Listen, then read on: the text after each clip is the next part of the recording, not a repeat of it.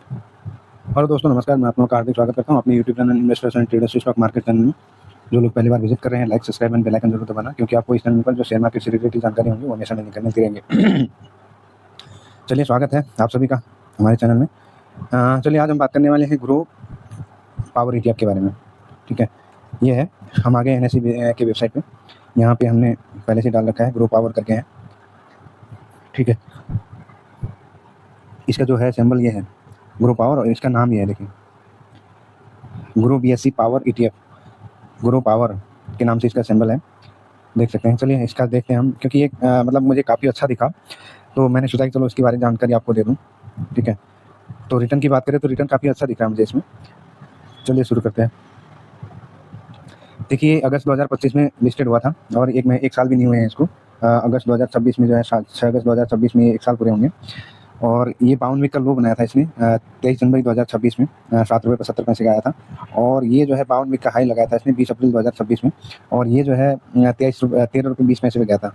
ठीक है, और जो डिलीवरी परसेंटेज की बात करें हम यहाँ पे, तो इसकी जो डिलीवरी परसेंटेज है वो 76.37% की उठाई गई है। ये फ्राइडे 24 अप्रैल को। उसके बाद यहाँ डिलीवरी परसेंटेज की बात करें, डिलीवरी वैल्यू की बात करें हम यहाँ पे 7,40,00,000 का यहाँ पे वैल्यू लगा है। और इसका मार्केट कैप भी बड़ा नहीं है। देखो, मार्केट कैप बड़ा मतलब कि आपका 2025 से 1 साल भी नहीं हुआ है, और 238 करोड़ का, मेरे हिसाब से ठीक ठाक है मार्केट कैप भी, और जल्दी इसमें जो है ग्रो हो रहा है। ठीक है, हाँ, चलो, ये मुझे अच्छा लगा इसके बारे में। चलो, मैं सोचा कि आपको लोगों को बता दूं। एनर्जी सेक्टर है, एनर्जी सेक्टर जो है काफ़ी, मतलब कि इस टाइम तो काफ़ी चलने वाला होता है, क्योंकि जो गर्मी का सीजन है, काफ़ी गर्मी पड़ रही है, आप लोगों को पता ही है। दिल्ली हुआ, NCR हुआ, उसके बाद आपका हर जगह आपको जो है गर्मी काफ़ी पड़ रही है, और आपको ये गर्मी काफ़ी पड़ेगी भी। तो उसके चलते हुए देखो, यहाँ पे आपके पास एक एनर्जी और पावर का तो ETF होना ही चाहिए, क्योंकि इसमें आपको कुछ ना कुछ तो मतलब मिलेगा ही। ठीक है, यहाँ पे हम 27 मार्च से शुरू कर रहे हैं। 27 मार्च को यहाँ देखो, यहाँ पे 2,95,94,276 का वैल्यू लगा। यहाँ पे 1,66,00,000 का लगा, 2,22,00,000 का लगा, उसके बाद 1,42,77,894 का लगा, 1,81,00,000, 5,75,00,000, 1,70,00,000, 1,96,00,000, 4,96,00,000, 3,36,00,000, 6,66,00,000। उसके बाद यहाँ पे देखो 23,52,72,73,53 का वैल्यू लगा है। ये है डेट देखो, 15 अप्रैल को।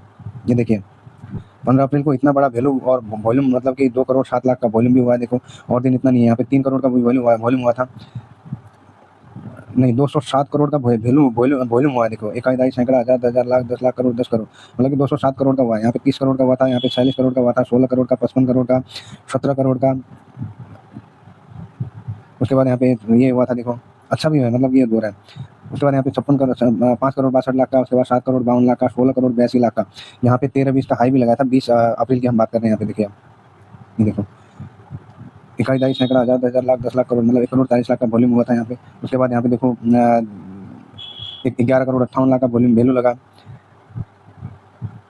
उसके बाद 9 करोड़ का लगा। उसके बाद 7 करोड़ 95, 9 करोड़ 75 लाख का लगा। उसके बाद 7 करोड़ 40 लाख का लगा। वॉल्यूम भी देखो, मतलब ये काफ़ी अच्छा है, मुझे दिख रहा है। मतलब आगे आपको, उसके लिए आपको अच्छा रहेगा, मतलब कि गर्मी का सीजन है, तो एक ETF आपको पावर में भी होना चाहिए, क्योंकि देखो पावर कंजम्पशन इतना ज़्यादा होगा कि गर्मियों में ही ज़्यादा होता है। लोग AC चलाएंगे, मतलब जो भी बिजली होगी या पावर होगा, उसका जो कंजम्पशन होगा, उसमें काफ़ी जो है इन कंपनियों को फायदा होगा, तो इसलिए जाना चाहिए इसमें। चलिए, रिटर्न की देख लेते हैं हम इसका। रिटर्न क्या क्या बना के दिया है इसमें। देखो, एक दिन की हम बात करें यहाँ पे, तो एक दिन में जो इसने रिटर्न दिया है 0.33% का दिया है। और 5 दिन की बात करें तो 5 दिन में जो इसका रिटर्न है 3.38% का है, यहाँ पे देख सकते हैं। उसके बाद 1 महीने की बात करें तो 1 महीने का हम यहाँ पे जो देख सकते हैं 19% का रिटर्न इसने बना के दिया, देखें यहाँ पे। और उसके बाद हम 6 महीने की बात करें तो 6 महीने में जो इसने रिटर्न बना के दिया है 19% का ही है, यहाँ पे दिख रहे हैं। उसके बाद हम ड्यूरिंग ईयर की बात करें तो ड्यूरिंग ईयर में इसने लगभग 24% का रिटर्न यहाँ पे बना के दिया है, देखो आप, 24%। ठीक है, उसके बाद हम मैक्सिमम 1 साल की बात करें तो 1 साल में इसने 23% का रिटर्न दिया है, यहाँ पे देख सकते हैं। उसके बाद हम 5 साल इसको हुए नहीं है, 24% का यहाँ पे आपको दिख रहा होगा, ये देखिए। और मैक्सिमम की बात करें यहाँ पे, मैक्सिमम भी वही होगा। ये देखो 24.37% का इसने जो रिटर्न दिया। 24 पॉइंट मतलब कि 24-25% जो है आपको सालाना जो परिणाम जो रिटर्न मिलता है ना, वो मतलब कम नहीं है मेरे हिसाब से। तो आप इसमें जो है अच्छा दिख रहा है मुझे। और पावर सेक्टर है, पावर सेक्टर आपको मतलब कि हर गर्मी में हो या फिर सर्दियों के सीजन में हो, आपको कुछ ना रिटर्न बना के तो देगा ही देगा। ठीक है, उसके बाद हम इसमें देख लेते हैं कि इसमें कितने ETF हैं। ठीक है, कितने स्टॉक्स हैं वो हम एक बार देख लेते हैं।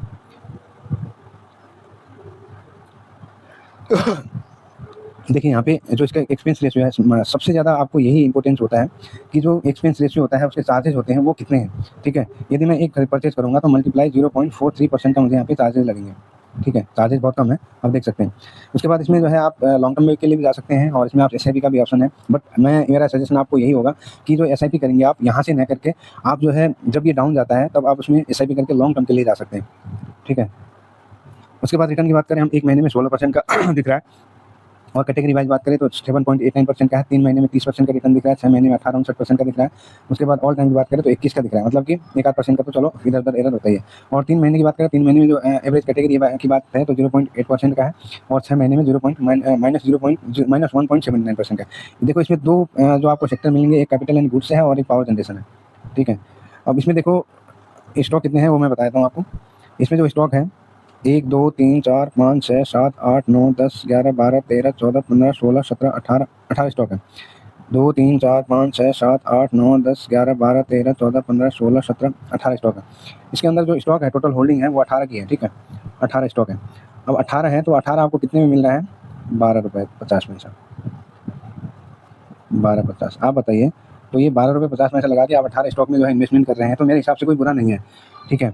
और दूसरी बात कि ये जो ईटीएफ्स होते हैं इनमें आपको काफ़ी मतलब एक मूवमेंट मिलता है। और जो छोटे ईटीएफ है आप देखो, स्टॉक तो आपको इतने में नहीं मिलेंगे, 12-18 का है, चलो 12-18 का ही मान लेते हैं, ठीक है। स्टॉक की बात करें, एक स्टॉक की कीमत है यहाँ पे आप देख सकते हैं, यहाँ पे 401 रुपये है, 316 है, 435 है, 212 है, 553 है, उसके बाद 4598 है जी का।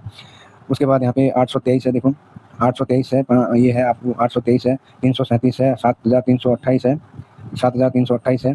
उसके बाद यहाँ पे आपको 32,200 है, हिताची का भी है देखो यहाँ पे। उसके बाद अदानी का है, 1235 का है, 3808 का है। आपका जो ये स्टॉक है ना, ये आपको जो है 1006 का भी है यहाँ पे देखो। अब ये बताओ आप मुझे, ये 32,000 की चीज़ है, आपको 12 रुपये में मिल रही है। 32,200 है, ये 12 रुपये में मिल रही है, तो ये मेरे हिसाब से बुरा नहीं है। आप अगर एक स्टॉक खरीदेंगे, मतलब एक एक करके आप जो है 18 स्टॉक में भी इन्वेस्टमेंट करेंगे तो आपको करीबन इसमें 32 मतलब कि 50,000 के समथिंग चाहिए होंगे सिंगल एक स्टॉक खरीदने के लिए, हर कंपनी के 18 स्टॉक खरीदने के लिए, ठीक है। अब यही 18 स्टॉक आपको 12 रुपये 18 पैसे में मिल रहे हैं, 12 रुपये 20 पैसे का मान लो आप, ये मिल रहे हैं। अब बताओ कितने रुपए का होगा? 60 पैसे का लगभग एक ETF आपको एक स्टॉक में लग रहा है। तो आपका ये स्टॉक मतलब कि जो इन्वेस्टमेंट है ये मेरे हिसाब से ख़राब नहीं है।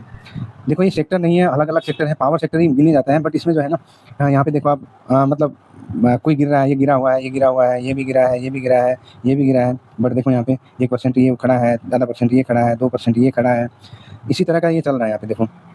यहाँ पे देखो हिताची का 1.5% प्लस में है, उसके बाद ये मतलब 2% प्लस में है। अगर ये गिर भी रहे हैं तो आपको उसका बेनिफिट भी मिल रहा है ना, जो उठ रहे हैं उसका।